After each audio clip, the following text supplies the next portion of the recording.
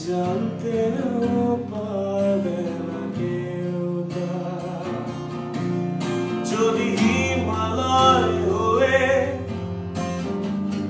দুঃখ আসে হৃদয়, সে কিছু নয় শত আঘাতে নিঃস্ব যে আজ তারা পার হারানোর ভয়।